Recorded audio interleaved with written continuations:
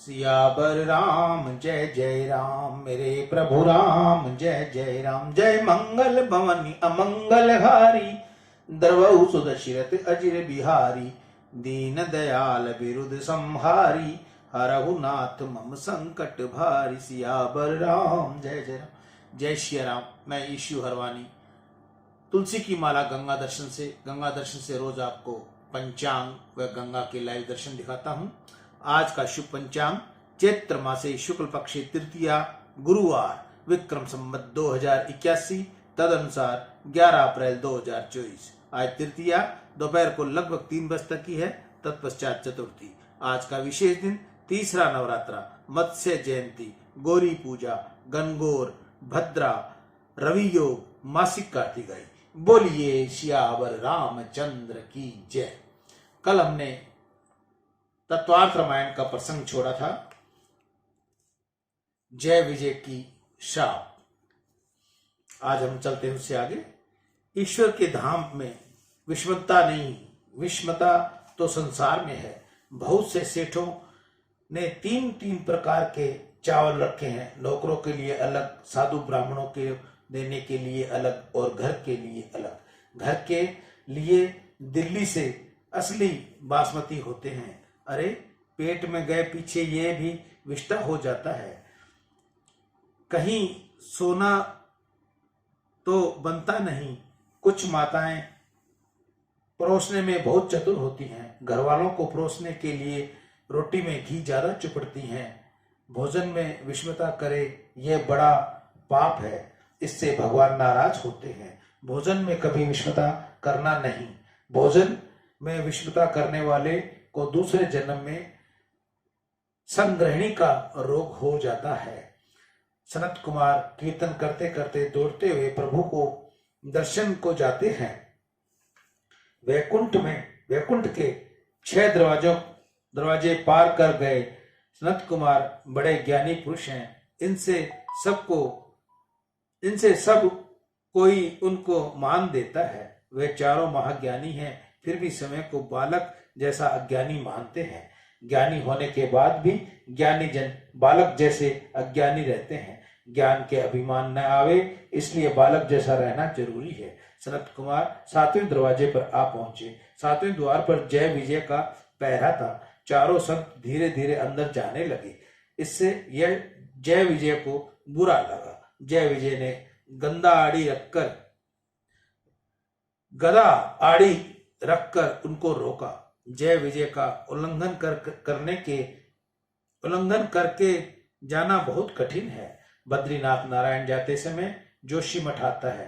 जोशी मठ के आगे जय विजय नाम के 2 बहुत बड़े पहाड़ आते हैं। इन पहाड़ों को लांघने में लोग बहुत थक जाते हैं। सनत कुमार कहते हैं, हम तो अपने माता पिता से मिलने जा रहे हैं, तुम हमको रोकने वाले कौन हो? जय विजय कहते हैं, महाराज जरा खड़े रहो, अंदर से हुक्म आएगा, उसके बाद जाने दूंगा। सनत कुमारों को क्रोध आ गया। क्रोध का काम का छोटा भाई है। यानी पुरुष आत्म दृष्टि स्थिर करते हैं, देह दृष्टि रखते नहीं। देह दृष्टि रखने से शरीर का स्मरण चिंतन करने से काम आता है। ज्ञानी पुरुष को काम त्रास देता नहीं, परंतु वे क्रोध के अधीन बनते हैं। यह 7वां दरवाजा है जिसका ध्यान स्थिर होता है। उसके पीछे धारणा में जाता है। परमात्मा के एक एक अंग का ध्यान करें, वह ध्यान कहलाता है, और समग्र श्री अंग का ध्यान करे तो वह धारणा कहलाती है। ध्यान में स्थिर होने से सिद्धि मिलती है। गृहस्थ के लिए काम छोड़ना कठिन है। साधु को सिद्धि का मोह छोड़ना कठिन है। योगी महात्माओं को सिद्धि मिलती है तब उनका प्रयोग करने की इच्छा होती है। सिद्धि के उपयोग में प्रसिद्धि मिलती है। स्वदेश में कीर्ति हो तो जय, और विदेश में प्रतिष्ठा हो तो विजय। बहुत से लोग मान देते हैं, इससे मानव भान भूलता है, इसके अभिमान आता है। प्रभु की सेवा स्मरण में उपेक्षा होने लगती है। सेवा स्मरण में थोड़ी उपेक्षा हुई कि माया जोर से धक्का मारती है। वह जितना ऊंचा चढ़ा होगा उतना ही नीचा गिरेगा। सबसे अच्छे ज्ञानी महात्मा सिद्धि का उपयोग करते नहीं है। सच्चे ज्ञानी पुरुषों के लिए ब्रह्म ज्ञान, ब्रह्म की उपरोक्षा अनुभूति ही सिद्धि है। अन्य सिद्धियों को तो वे मिथ्या गिनते हैं। जिस प्रकार सपन मिथ्या है, उसी प्रकार यह संसार मिथ्या है, और इस कारण संसार के सर्व सिद्धियों भी मिथ्या है। सपन में जागने पर जैसे मनुष्य सपन में देखे हुए अनुभव को सत्य मानता है, वैसे ही संसार सपन से जागे हुए हैं। ब्रह्म में स्थिति हुई ज्ञानी महापुरुष संसार को या संसार की सिद्धियों को सत्य समझते नहीं।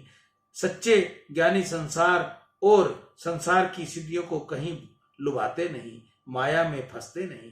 परंतु ज्ञान मार्ग पर चलना दुधारी तलवार पर चलने जैसा कठिन है। यह मार्ग चलने वाले को अनेक प्रकार की लौकिक सिद्धियों के लालच में लाता है, मोह में डालता है, माया जाल में फंसाता है। अधिकांश में ऐसा देखने में आता है कि काम पर विजय पाने को माया कीर्ति में फंसा देती है। लौकिक प्रशंसा माया है, वह ज्ञान भक्ति के विघ्न करती है, परंतु कीर्ति का मोह छूटता नहीं। काम का विनाश करने वाला कीर्ति के मोह में फंसता है, क्रोध करता है। क्रोध के अधीन से शक्ति का नाश होता है। शक्ति नाश पाप है, शक्ति का नाश पाप है। शक्ति के बिना ज्ञान भक्ति के आगे बढ़ सकता नहीं। सनत कुमारों की आंखें लाल हो गई। क्रोध से इन्होंने जय विजय को शाप दे दिया। इस अधिकार से हम अधिकार से यहाँ आते हैं, फिर तुम विषमता क्यों करते हो? प्रभु, मैं विषमता कहाँ से आई? वैष्णव को तो सर्व में सब भाव होता है, विषमता तो राक्षसों में होती है। तुम इस भूमि के लायक नहीं, जाओ तुम राक्षस हो जाओ। दैत्य कुल में 3 बार जन्म लेना पड़ेगा। इस प्रसंग का टीका करता श्री श्रीधर स्वामी कहते हैं कि यह बात बहुत ठीक नहीं, मुझको यह रुचिकर नहीं। जय विजय भगवान के पार्षद हैं, वह भगवान जैसे ही हैं, फिर वे शरत कुमारों को बालक समझकर रोकते हैं, उनकी अवज्ञा करते हैं। ऐसा अज्ञान जय विजय के योग्य नहीं। सनत कुमारों को क्रोध आए, यह भी योग्य नहीं। जय विजय का पतन हो, यह भी योग्य नहीं। वैकुंठ में से जीव का पतन हो तो वैकुंठ का अर्थ नहीं। प्रभु का धाम तो ऐसा है, वैकुंठ में एक बार प्रवेश मिले, पीछे कहीं बाहर जाना पड़ता नहीं। फिर तो जय विजय को जन्म लेना पड़ा, यह योग्य नहीं। आश्रित का त्याग करना प्रभु को शोभा नहीं देता। पीछे श्रीधर स्वामी स्पष्ट कहते हैं कि ना ना ना, यह बहुत ही योग्य है। वैकुंठ में नारायण वर्षों तक आराम करते हैं, वहां तो ऐश्वर्य है बहुत, परंतु बहुत आराम होने के पीछे उनकी कुश्ती करने की इच्छा हुई। तब पार्षदों को राक्षस बनाकर उनके साथ कुश्ती करने का विचार किया। भगवान ज्ञान देते हैं और ज्ञान को ढक भी देते हैं। परमात्मा की इच्छा है कि मुझे खेलना है, मुझे ऐसी लीला करनी है। मेरे पार्षद में अज्ञान आए तो ये सनत कुमारों को रोके और इनको शाप मिले, तभी आगे की बहुत सी लीला होंगी। इससे भगवान ने अपनी इच्छा से जय विजय को उस समय अज्ञान दिया। परमात्मा की प्रत्येक लीला जीव के कल्याण के लिए है। भगवान इच्छा से ही यह सब हुआ है, इसलिए यह सब होने योग्य है। प्रभु के धाम में वैकुंठ तक जाकर भी जीव भूल करते हैं। अंदर काम है, क्रोध है, लोभ है। जीव सावधान रहे, तब तक विकार दिखते नहीं।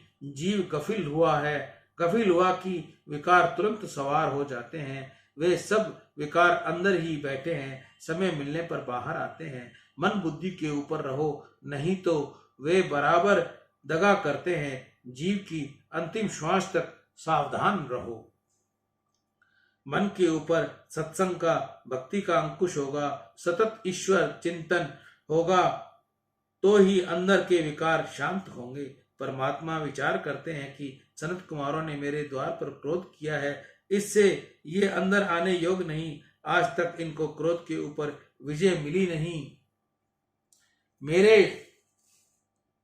इससे मेरे धाम में आने के लिए योग्य नहीं। मैं ही बाहर जाकर दर्शन देता हूँ। परमात्मा बाहर आए। परमात्मा ने श्री अंग में से कमल की दिव्य सुगंध आती है। तजो में अक्षर ब्रह्म का ध्यान करने वाले ऋषियों को परमात्मा के दर्शन हुए और खूब आनंद हुआ। परमात्मा के दर्शन करने से सनत कुमारों को अपनी भूल समझ में आ गई। उन्होंने प्रभु के धाम में आकर क्रोध किया था, प्रभु का अपराध किया था। सनत कुमारों ने प्रभु से क्षमा मांगी। प्रभु ने कहा, तुम्हारा अपमान तो मेरा अपमान है। तुमने जो किया वह योग्य ही किया है। 3 जन्म के पश्चात जय विजय मेरे धाम आएंगे। भगवान ने जय विजय से कहा, तुम्हारे 3 अवतार होंगे, परंतु तुम्हारा उद्धार करने के लिए मैं 4 अवतार लूंगा।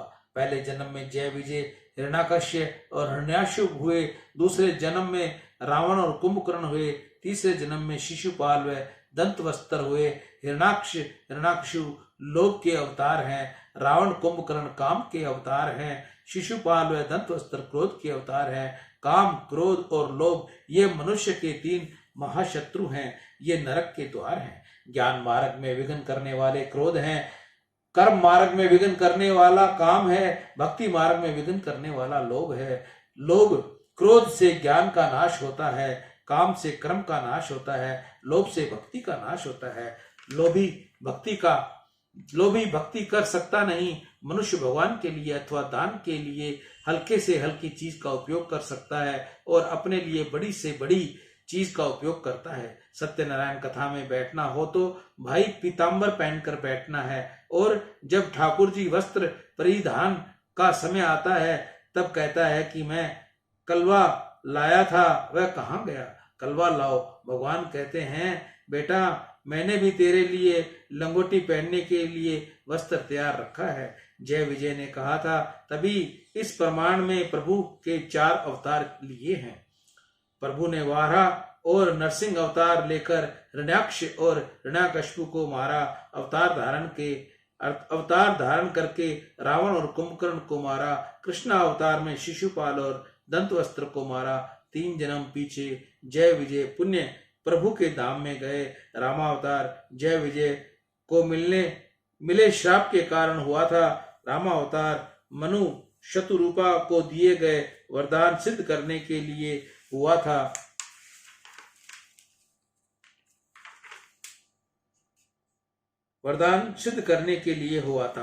सियावर राम जय जय राम, मेरे प्रभु राम जय जय राम। जय मंगल भवन मंगल हारी, द्रवौ सुदशरथ अजिर बिहारी। दीन दयाल विरुद्ध संहारी, रघुनाथ मम संकट भारी। आज कथा का विराम यहीं। कल हम आपको सुनाएंगे चहो तुम्हीं समान सुध। मनुष्य रूपा भगवान से भगवान जैसा ही रूप मांगते हैं, अपने घर में बच्चा मांगते हैं। कल आपको ये कथा सुनाएंगे। आज का कथा का विश्राम यहीं। मैं ईशु हरवानी तुलसी की माला गंगा दर्शन से रोज आपको मैं लाइव गंगा दर्शन दिखाता हूँ, पंचांग बताता हूँ। जिस माता बहन ने रोज पंचांग सुनना हो, रामायण सुननी हो, तो मेरा चैनल गंगा दर्शन ईशु GDI को सब्सक्राइब करें, बेल आइकन दबाएं, सबसे पहले गंगा दर्शन पाएं। असली तुलसी माला लेने के लिए मेरे नंबर पर कांटेक्ट करें, मैं आपको ऑनलाइन ये सुविधा दे सकता हूं। गंगा सकल मुद मंगल मूला, सब सुख करने हर नहीं सब सूला। कही कही कोटि कथा प्रसंगा, राम बिलो कई गंग तरंगा। सचिव ही अनुज ही प्रिय ही सुनाही, विबुध नदी महिमा अधिकाई। मजनु की न पथ शम गयहु, सुचि जल पियत मुदित मन भयहु। जोरि पानी बर मांगो वही, सिया राम पद सहस नहीं। अर्थ न धर्म न काम रुचि, गति न चहु निर्वाण। जन्म जन्म रति राम पद, यह वरदान। सीता राम चरण रति मोरे, अनुदिन बढ़े अनुग्रह तोरे। बोल गंगा मैया की जय।